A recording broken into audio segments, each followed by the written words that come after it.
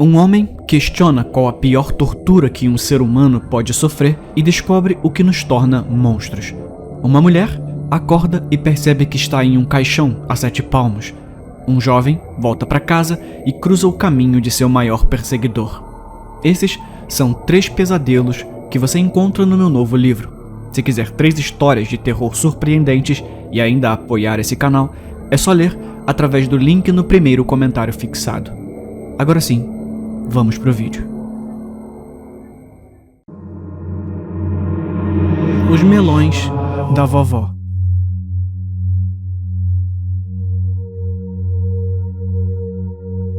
Mamãe e papai estão sempre brigando, por isso eu passo muito tempo na casa da vovó. Ela mora na mesma rua, então, às vezes, eu simplesmente ando até lá sozinha. Mesmo tendo apenas 7 anos. A vovó ficou doente alguns anos atrás, então ela não faz mais biscoitos para mim, mas ela tem uma boa cama na sala e nós assistimos desenhos animados até que a mamãe ou o papai venham me levar de volta para casa. Não sei por que brigam tanto. Papai diz que a mamãe é uma puta. Eu não tenho muita certeza do que isso significa, mas sempre que ela chega tarde em casa, ele grita: "Você provavelmente estava chupando um pau de novo, não é, sua puta?" A mamãe diz que papai é um bêbado. Eu sei o que isso significa. O hálito dele sempre cheira mal e ele fala engraçado e alto. Ela grita de volta: "Você entornou essa garrafa inteira, não é, seu bêbado de merda? Isso era meu." Todas as noites é praticamente o mesmo. Papai chega em casa da fábrica por volta das 5 e começa a beber de uma garrafa de plástico que cheira como o que a vovó coloca nos cortes e arranhões que eu encontro às vezes. A mamãe vai para o trabalho na mesma hora. Eles ainda não me contaram qual é o trabalho dela, mas deve ter algo a ver com arte, porque ela está sempre coberta de purpurina quando chega em casa. Quando a mamãe volta, eles brigam. Eu só queria que um deles fosse legal comigo, como a vovó. Às vezes, eles tentam, mas depois acabam ficando bravos de novo e eu apanho. É quando saio pela janela e vou para casa da vovó. A última vez que fui à casa da vovó, ela agiu um pouco diferente. Em vez de assistir a desenhos animados, ela disse que queria me ensinar algo antes de ir embora. Ela me disse: "Minha família tem um poder, e eu quero que você aprenda. Eu ia deixá-lo morrer comigo, mas acho que você precisa dele." A princípio, pensei que ela estava apenas sendo boba, mas ela me disse para pegar um melão na cozinha. Coloquei na mesinha de centro para ela e ela olhou bem para ele e então explodiu. Foi a coisa mais legal que eu já vi. Ela me fez limpar tudo e depois pegar outro melão. "Agora é a sua vez", ela disse. "Eu não consigo fazer isso de jeito nenhum", eu disse a ela. "Se você se concentrar e imaginar isso acontecendo, então acontecerá", ela prometeu. Eu olhei, assim como ela, e fingi na minha cabeça que explodia por toda a mesa. E de repente, pum! Tripas de melão em todos os lugares. "Eu tenho um superpoder", eu gritei. Essa noite, acordei com a mamãe e o papai gritando de novo. Ouvi um estrondo, então fui verificar se quebraram alguns dos meus brinquedos. Papai me agarrou quando me viu e me jogou do outro lado da sala enquanto a mamãe ria. Foi quando entendi por que a vovó me mostrou seu poder. As cabeças da mamãe e do papai pareciam muito com melões. Eu encarei, bem sério, e apenas imaginei.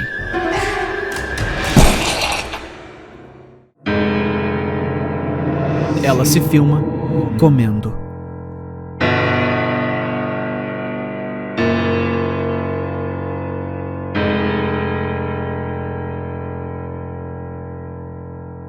Eu juro, tudo começou inocentemente.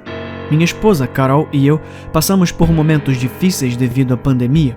Ela foi demitida de seu emprego e minhas horas foram reduzidas porque nossos clientes sequer tinham dinheiro para gastar nos últimos 2 anos. Tínhamos uma criança pequena, Maria, e um gato para alimentar. Além de nós mesmos, claro. Estava consumindo nossas economias.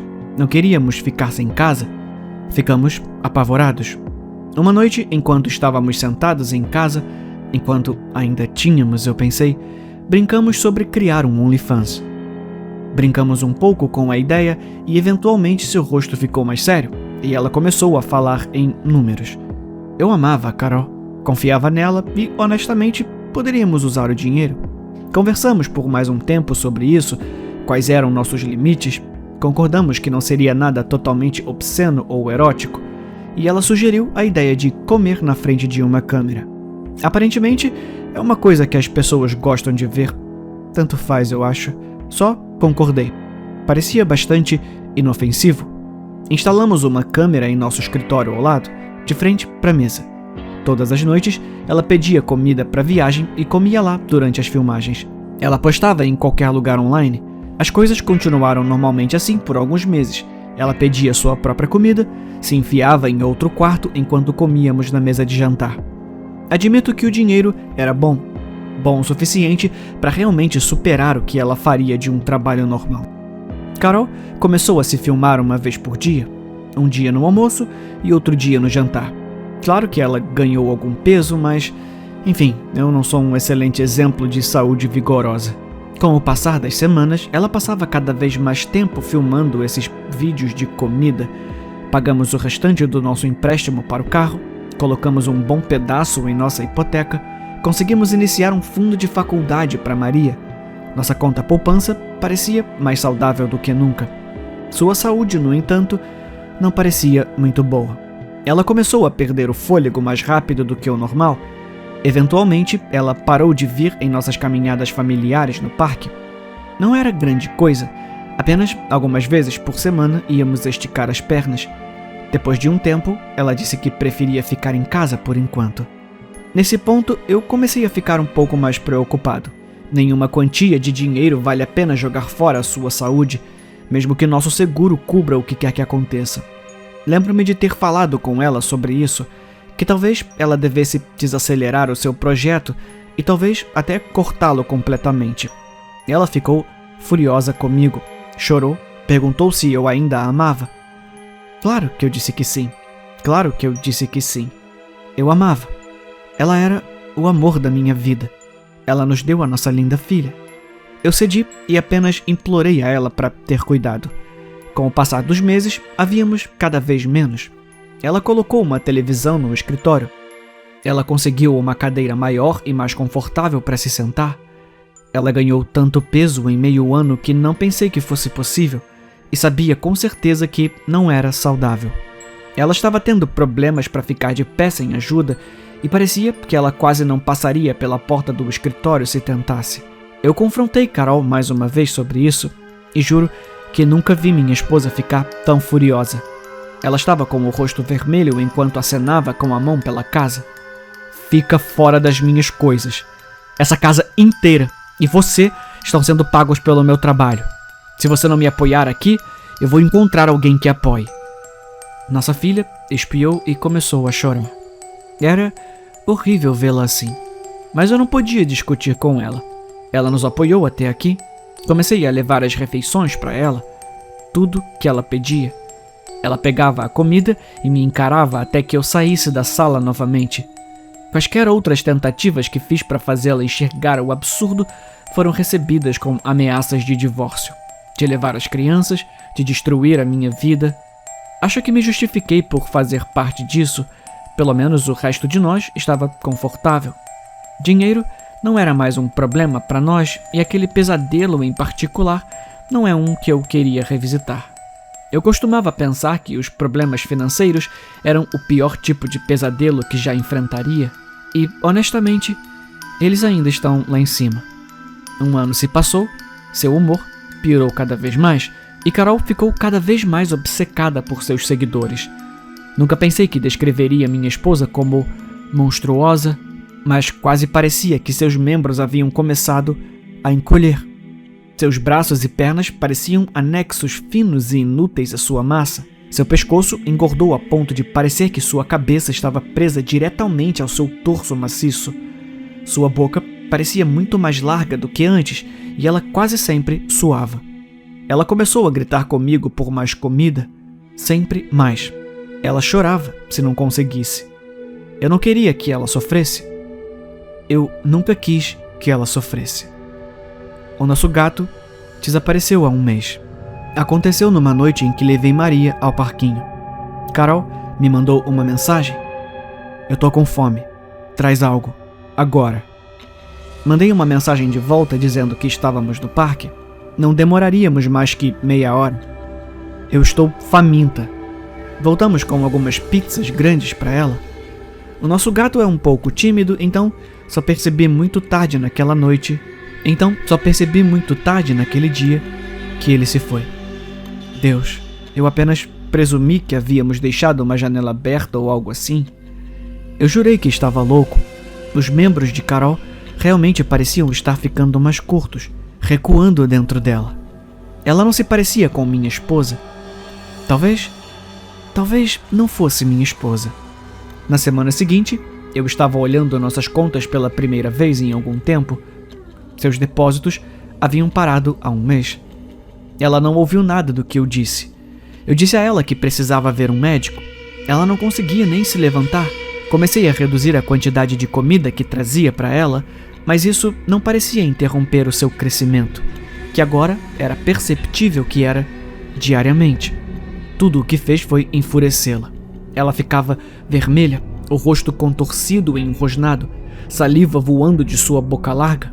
Ela apontava um braço enrugado e atrofiado e gritava palavrões.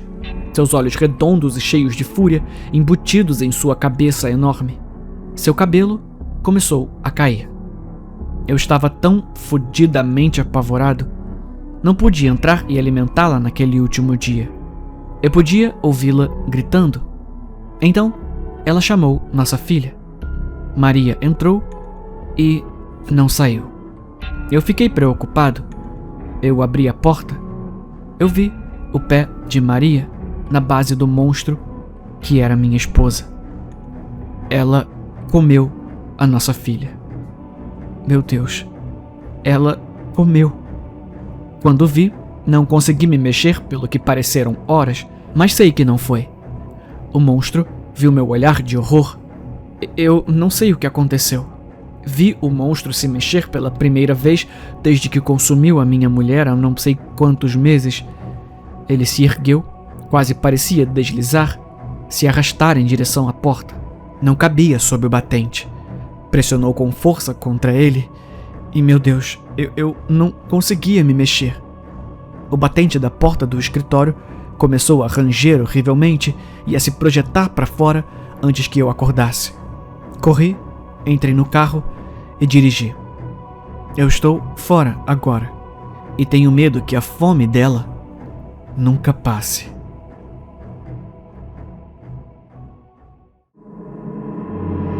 Como sair impune de um homicídio. Os 3 amigos entregaram dinheiro a Carlos e o mandaram buscar mais bebidas. As provas tinham acabado e estavam tendo um último viva nos dormitórios antes de ir para casa no verão.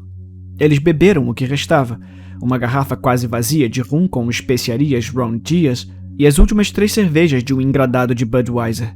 Em cima de uma mesa velha, um notebook exibia um episódio de Sexta Maldita. Era um bom ruído de fundo e desencadeou uma conversa. Como você escaparia de um assassinato? Elias perguntou a seus 2 amigos. Hipoteticamente, se você tivesse que fazer.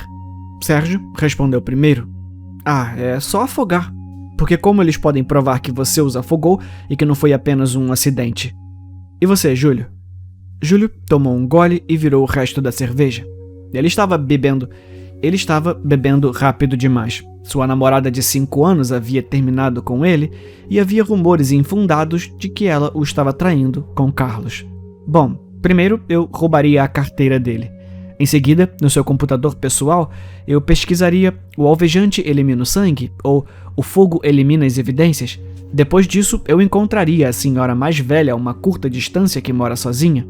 Em uma noite em que ele não tivesse álibi, como quando ele estava, sozinho estudando para as provas finais, eu invadiria a casa daquela velha.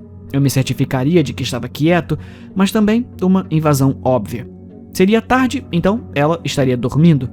O que você faz é estrangular a velhinha com qualquer fio elétrico da casa para que eles não possam rastreá-lo até você. Assim que ela estiver morta, você vai até a cozinha, pega uma faca e a esfaqueia bastante. torna tudo horrível. Quando você está prestes a sair, você coloca a carteira roubada em algum lugar fora de vista perto da morta. Debaixo da cama é bom. Então, você sai. Um vizinho provavelmente vai notar no dia seguinte e a polícia vai entrar e encontrar o corpo. As taxas de resolução de homicídios não são grandes hoje em dia. Em alguns lugares mal chega a 50%. É como lançar uma moeda.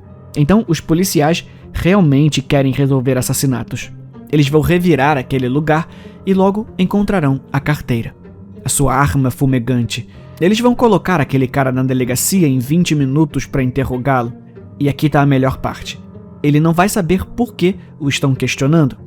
E quando revelarem que acham que ele assassinou alguém, vai ficar nervoso. Muito nervoso. O que para a polícia o fará parecer culpado. Eles vão conseguir um mandado, vasculharão o seu laptop e encontrarão as pesquisas incriminatórias. Ele vai ser cobrado e não vai saber explicar. Nenhum júri vai acreditar nele. E por causa da brutalidade do assassinato, ele receberá a pena de morte. E o Estado vai matá-lo. Bom, é assim que eu mataria alguém. A porta se abriu e Carlos entrou na sala de mãos vazias. Onde é que está a bebida? Elias perguntou. Não consegui comprar. Por que não? Perguntaram se eu era maior de idade e, sei lá, eu não consegui encontrar a minha carteira.